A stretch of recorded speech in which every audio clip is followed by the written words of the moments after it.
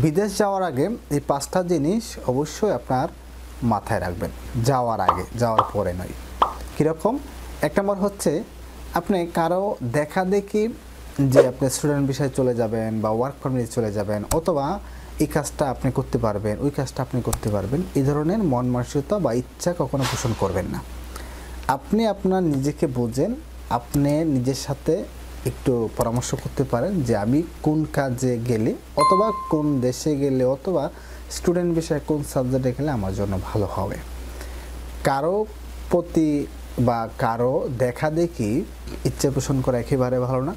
Example যদি আমি বলি যে একজন স্টুডেন্ট সে একটা কান্ট্রিতে পড়াশোনা করতে যাবে, এক্সাম্পল হচ্ছে নর্থ আমেরিকান কান্ট্রি, কোনো একটা কান্ট্রিতে সে তার মেধা, টাকা দুইটা বা পরিশ্রম সে সবগুলি করতে পারে। কারণ স্টুডেন্ট ভিসা যদি আমরা বলি, দেশের বাইরে যাওয়ার পরে সে এখানে নিজে নিজে সব কিছু করতে হয়, টয়লেট থেকে পরিষ্কার করা শুরু করে রান্নাবান্না, খাওয়া দাওয়া, পড়া, জব সব কিছু ম্যানেজ করে তারপরে কিন্তু চলতে হয়।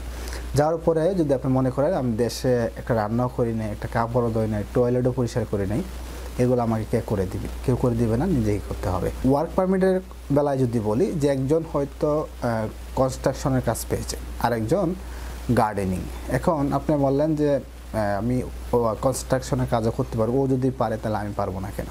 গিয়ে দেখলেন কনস্ট্রাকশনের কাজ আপনার দ্বারা সম্ভব না, আপনি সেটা করতে পারেননি, তাহলে কি করতে হবে? দেশে ব্যাক করতে হবে। আপনার টাকা, সময় দুইটাই নষ্ট হলো, এটা অবশ্যই খেয়াল রাখতে হবে। 2 নম্বর যে জিনিসটা রয়েছে সেটা হচ্ছে আপনি তো কারো মাধ্যমে যাবেন, সেটা দালাল হোক বা এজেন্সি হোক বা কারো মাধ্যম, যেই মাধ্যমে যান না কেন সে মাধ্যমটা কি ভালো কিনা, সে মাধ্যমটা অরিজিনাল কিনা সেটা অবশ্যই যাচাই বাছাই করবেন।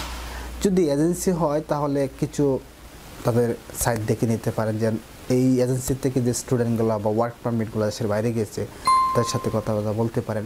তাদের সোশ্যাল মিডিয়াগুলো আপনি ভিজিট করতে পারেন, যেমন ইউটিউব চ্যানেল, ফেসবুক পেজ বর্তমান সময়ে এটা অনেক বেশি করে থাকে, কিছু রিভিউ দিয়ে থাকে।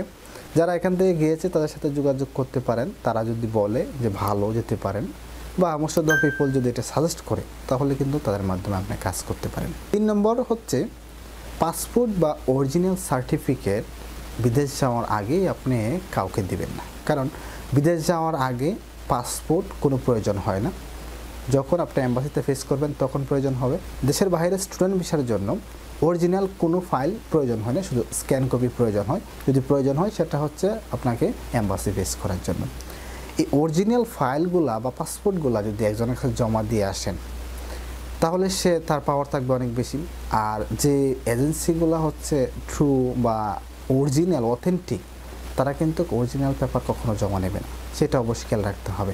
এরকম অনেক মানুষের সাথে আমার কথা হচ্ছে যারা হচ্ছে বিদেশ যেতে যাচ্ছে, বিদেশ যাওয়ার জন্য খুব আগ্রহী, বিশেষ করে ওয়ার্ক পারমিট, তারা পাসপোর্ট দালাল বা এজেন্সি জমা নিয়ে গেছে 2 মাস, 6 মাস, 1 বছর, 2 বছর ধরে ঘুরে 1 লাখ 2 লাখ টাকা দিই, কিন্তু পাসপোর্ট তারা নিয়ে আসতেছে না। কারণ পাসপোর্ট যদি তাদের কাছে জমা রাখে তারা জানে তাদের কাছে দায়বদ্ধ হইলো, আটকা পড়ে গেল, তারা অন্য কোথাও যেতে পারবে না, অন্য কোনো দালালের মাধ্যমে কাজ করতে পারবে না। এরকম অনেক মানুষও রয়েছে যারা এই পাসপোর্ট, প্রথম পাসপোর্ট না আনতে পেরে নতুন করে পাসপোর্ট করে আমাদের দেশের বাইরে যাওয়ার পরিকল্পনা করেছে বা গিয়েছে। পাসপোর্ট বা অরিজিনাল পেপার দেওয়ার ক্ষেত্রে অবশ্যই সাবধান থাকতে হবে। 4 নম্বর হচ্ছে বিশেষ করে দালাল বা এজেন্সি আপনাকে কিছুদিন পর পর মেডিকেল করাবে, পুলিশ ক্লিয়ারেন্স করাবে। কীভাবে? তারা যখন ভিসা হচ্ছে না তাদেরকে আটকায় রাখার জন্য এই কিছুদিন পর পর মেডিকেল করাবে বা এই পুলিশ ক্লিয়ারেন্সের মাধ্যমে তাদেরকে ঘোরাবে। এছাড়া হচ্ছে এরকম অনেক মানুষ আমি দেখেছি যেটা হচ্ছে ভিসা হয় নাই বা ভিসা স্ট্যাম্পিংও হয় নাই, ভুয়া কাগজপত্র দিয়ে তাদেরকে এয়ারপোর্ট থেকে ঘুরিয়ে নিয়ে আসে, শুধু একটা এয়ার টিকিট বুকিং দেখিয়ে। কারণ হচ্ছে কি 6 মাস 1 বছর যখন চলে যায় একটা মানুষ ধৈর্যহারা হয়ে যায়, তারা অনেক বেশি অতিষ্ঠ হয়ে যায়, তখন ওদেরকে সান্ত্বনা দেওয়ার জন্য এই কাজটা করে থাকে। এটা মোটেও ঠিক নয়। একজন মানুষের মন, মাইন্ড, ফ্যামিলি সবারই মন কষ্ট হয়, এছাড়া টাকা সময় তো নষ্ট হচ্ছে।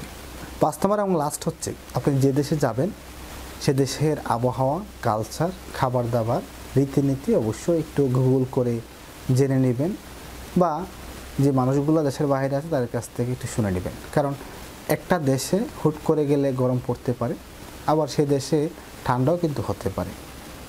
বাংলাদেশের যেমন কিছু সময় ঠান্ডা থাকে, আবার গরমও থাকে।